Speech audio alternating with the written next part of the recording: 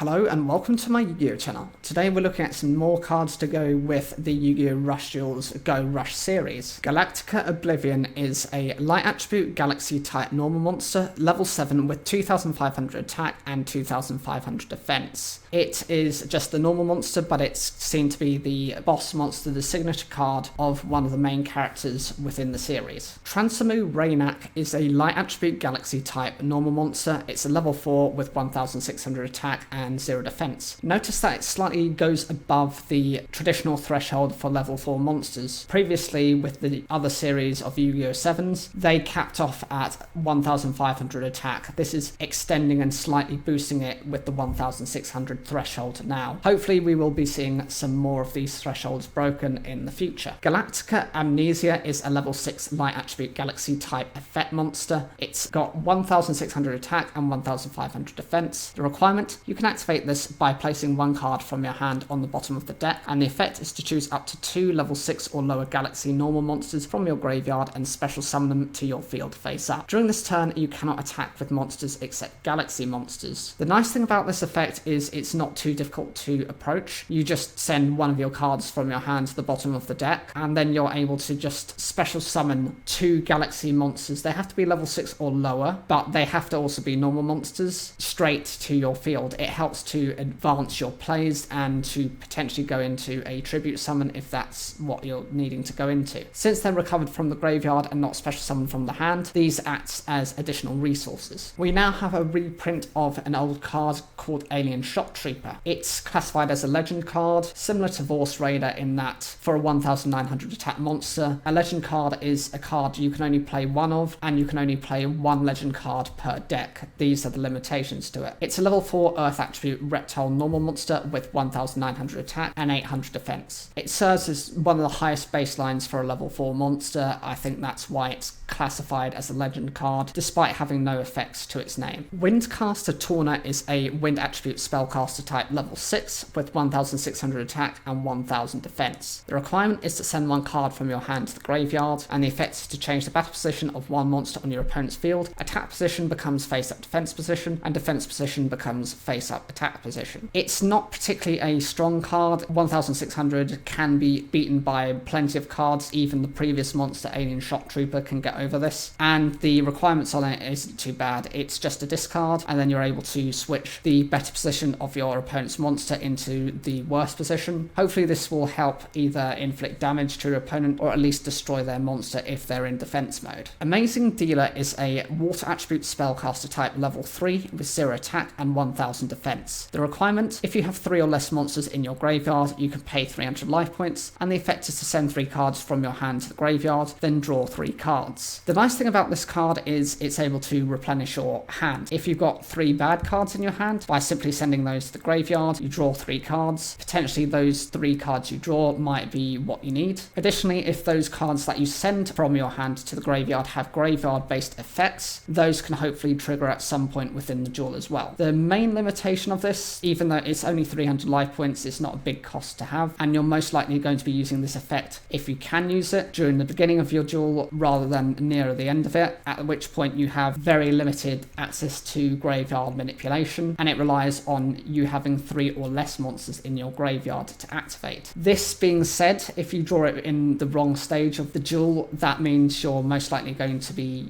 having a brick card, so it's high risk, high reward for activating and considering running this card. Ancient Rules is a normal spell card with the effect special summon 1 level 5 or higher normal monster from your hand. The whole basis of this is some of the highest level monsters you've got within all the series of Yu-Gi-Oh! Rush Duels so far tend to be normal monsters, and they tend to be of high levels. Typically this would cost you a couple of monsters from your field to tribute summon over them. Instead, with this card, you're just having to use this as the effect, giving you potentially a +1 when you consider that you have to use 2 cards rather than the 1 if you just activate this effect. It's decent and actually is quite effective for now, but it's hesitant to see as we get further into Yu-Gi-Oh! Go Rush whether it will still be as viable. The next card is a normal trap card called Music Princess Solo Performance. Its requirement is when an opponent's level 8 or lower monster declares an attack, while you have exactly 1 monster on your field, you get to negate the attack. This is a bit like having a hero barrier for elemental heroes. It's decent because most of your opponent's monsters outside of the maximum monsters will be level 8 or lower, but it is specific to having you only control one monster on your field. That's the negative side of it. And if your opponent does have any way of manipulating the levels of their monsters through things such as Star Changer, which is a quick play spell card,